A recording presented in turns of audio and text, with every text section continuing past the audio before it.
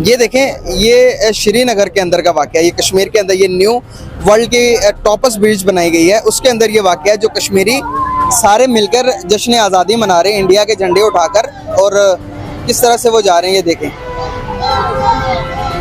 क्या यहाँ पर कश्मीर की ये तस्वीर दिखाई जाती है? नहीं, बिल्कुल भी नहीं दिखाई जाती है? नहीं दिखाई जाती। क्या दिखाया जाता है? ये दिखाया था कि वहाँ जुल्म हो रहा है, वहाँ मतलब और वो लोग पाकिस्तान के साथ आना चाहते हैं, पाकिस्तान को सपोर्ट करते हैं। यहाँ पर इस वीडियो को देखकर, इस तिरंगे को यहाँ पर देख के, ये इंडिया के झंडे को देखकर क्या लगता है कि वो लोग वाकई में इतने जुल्म में होंगे?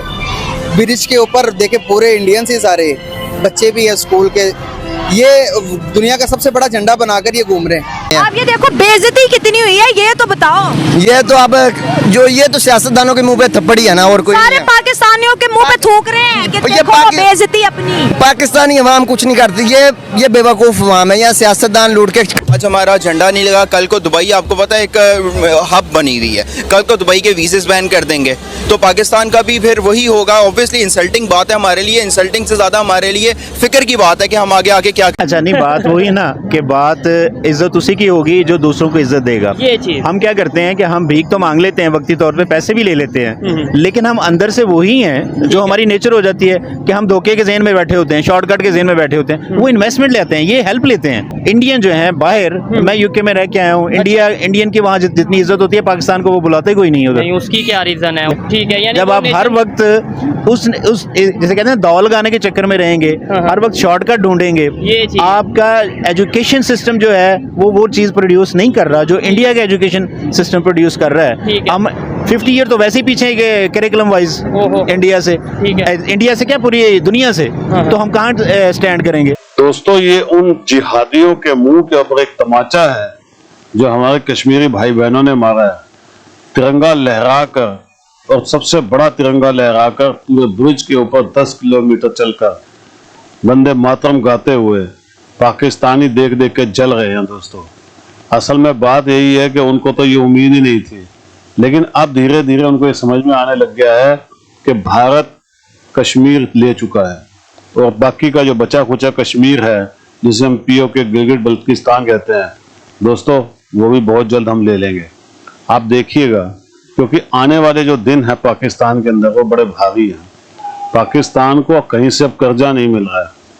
आप देख रहे हैं ना, चोरी छुपे ये हथियार भी इजराइल को बेच रहा है।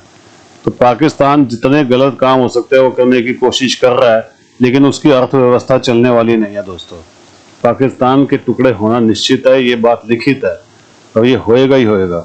और उसके बाद फिर क्या होगा ये आप भी जानते हो, ये हम भी जानते हो। आप भी कमेंट्स कीजिएगा दोस्तों, वीडियो को लाइक कीजिएगा और चैनल को प्लीज सब्सक्राइब जरूर कीजिएगा।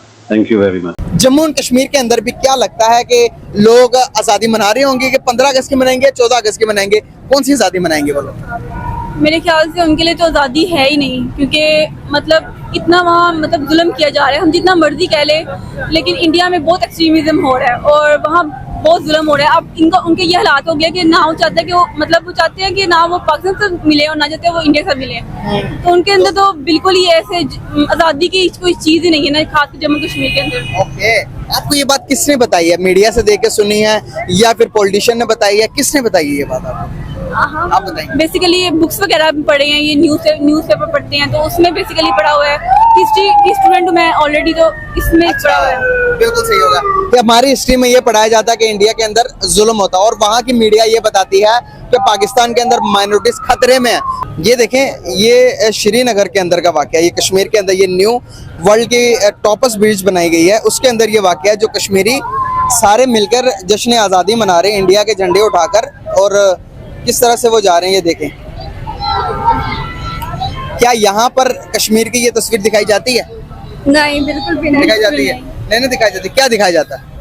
ये दिखाया था कि वहाँ जुल्म हो रहा है, वहाँ मतलब और वो लोग पाकिस्तान के साथ आना चाहते हैं, पाकिस्तान को सपोर्ट करते हैं। यहाँ पर इस वीडियो को देखकर, इस तिरंगे को यहाँ पर देख के, ये इंडिया के झंडे को देखकर क्या लगता है कि वो लोग वाकई में इतने जुल्म में होंगे? ब्रिज के ऊपर देखे पूरे इंडियंस ही सारे बच्चे भी है स्कूल के, ये दुनिया का सबसे बड़ा झंडा बनाकर ये घूम रहे हैं। क्या इससे क्या साबित होता है? देखिए, इंडिया की कोशिश है कि वो उनकी कोशिश बहुत देर से है कि ना वो कश्मीरियों को अपने साथ मिला सके, उनको खुश कर सके। हाँ जी। अगर आप देखें ना हिस्ट्री को, उसमें भी हमें ये देखने को मिलता है कि उनके अंदर यही ख्वाहिश थी कि वो पाकिस्तान के साथ मिले। लेकिन ये पाकिस्तान की अपनी इसमें गलतियां इतनी है कि हम उन्हें कभी आज़ाद करवा नहीं सके और हम उसी चीज को लेके एक बार मतलब माइंड के अंदर हेट इकोनॉमी बनाई हुई है। जी जी कोशिश करें, देखें 4 जंगें की हमने कश्मीर के नाम पे, 4 जंगें। आज इंडिया दुनिया की 5वीं बड़ी मईशत है और आज हम देखें IMF से जाकर हर साल हर 6 महीने बाद कटोरा लेके जाते हैं। किस तरह ये हालात हुए हैं आप देखेंगे। अगर कश्मीर के टोटल आबादी देखेंगे तो ये कोई 50 से 55 लाख के करीब आबादी है। उस 55-50 लाख के लिए यहाँ पर हम 25 से 30 करोड़ अवाम के जान को लाले पड़े हुए हैं। क्या कहना चाहेंगे? समझदारी इसमें नहीं है कि यार चलो जो हो गया सो हो गया, अब मिल बैठ के बातचीत करते हैं। कश्मीर का मसला जो है वो अनरिजोल्वेबल है, ये सॉल्व नहीं हो सकता आने वाले टाइम के अंदर। आपको नहीं लगता कि गवर्नमेंट को चाहिए कि हमें थोड़ा बहुत देखें हमारी तरफ? अभी आप बेहतर जानती होंगी कि पाकिस्तान के पूरे स्टेट्स के अंदर क्या हो रहा है, लोग क्या आप मांग रहे हैं। लेकिन ये जो आर्मी का कॉन्सेप्ट ये है कि अगर कश्मीर का मसला हल नहीं होगा तो हम लोग ट्रेड नहीं कर सके इंडिया के साथ।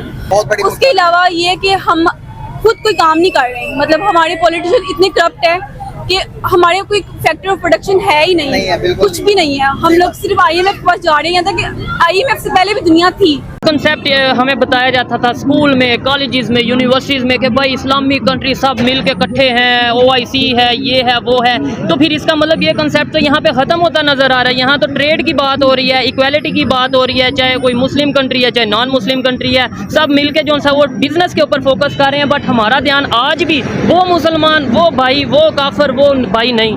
बिल्कुल सही है। देखें, हमें तो जो हिस्ट्री पढ़ाई जाती है वो तो है ही टेम्पर्ड हिस्ट्री है। अच्छा, सही हिस्ट्री तो हमें पढ़ाई नहीं जाती ना। बात है ये 21वीं सदी की, ऐसे ही है। इसमें किसी के इंटरेस्ट जो है ना वो हर बंदा अपना अपना इंटरेस्ट देखता है। मैं एज ए घर में अपना देखूंगा ना तो मैं अपना इंटरेस्ट देखूंगा ना कि मेरा क्या है इसमें। हाँ। इसी तरह कंट्रीज जो इंटरनेशनल पॉलिटिक्स है वो अपने इंटरेस्ट देखती है, रिगार्डलेस कि आपका मजहब क्या है, आपकी स्किन कलर क्या है, आप किस तबके से ताल्लुक रखते हैं। ऐसे ही है। मुस्लिम कंट्रीज जो हैं वो सबसे पहले नेशनलिज्म को देखते हैं। ठीक है, बाकी कंट्री भी ऐसे ही है पूरी दुनिया में।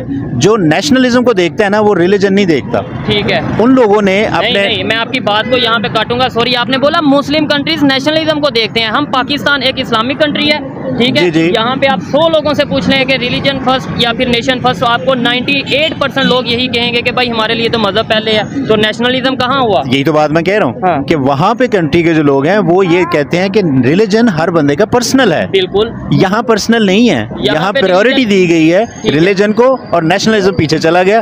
तो फिर क्या हुआ कि हमारा कंट्री पीछे आ डाउन हो गया। और इसी वजह से हम लोगों को यूरोप को देखते हैं काफिर की नजर से, मुस्लिम कंट्रीज को देखें ब्रदर्स की नजर से। ऐसे। और अब ब्रदर्स का हाल देख लें, 57 कंट्रीज आपने कहा ऐसे ही है। और है जो condition- who is coming forward to help us? No one.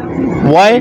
क्योंकि हम उनसे मांगते हैं। और जा फिर हम काफर के काफिर हम मुल्क- काफर कहते हैं, आज चाइना या नॉन मुस्लिम जो भी ये है। बच्चे खड़े हैं, बड़े खड़े, इनको कहना आज वीजा मिल गया आपको यूरोप का किसी का, ऐसे तो ही। सबसे पहले घर से जूता भी नहीं चेंज करेंगे, ये जाएंगे यूरोप के लिए। ऐसे ही। वाई? उन काफरों के लिए जिन्होंने ये माइक बनाया है, जिन्होंने ये कैमरा बनाया है। ये चीज बड़ी ऑथेंटिक बात कर रहे हैं भाई। टेक्नोलॉजी का दौर है, आप जो चीज बेनिफिट है उसके ऊपर जाएं। ये नॉन मुस्लिम मुस्लिम वाले कंसेप्ट को छोड़ के आगे बढ़ें। Humanity is the biggest religion. जबरदस्त। और अगर आप ह्यूमन बीइंग हैं तो ह्यूमन बीइंग होते हुए आपको एज ए इक्वल आप एक दूसरे को देखना है। Equal right और होने फिर आपने अपने नेशनल इंटरेस्ट को देखना है। ठीक है। नेशनल इंटरेस्ट हमारे लिए क्या है? हमारे लिए नेशनल इंटरेस्ट ये है कि हमारी नेशन जो है वो आगे first जाए, हो।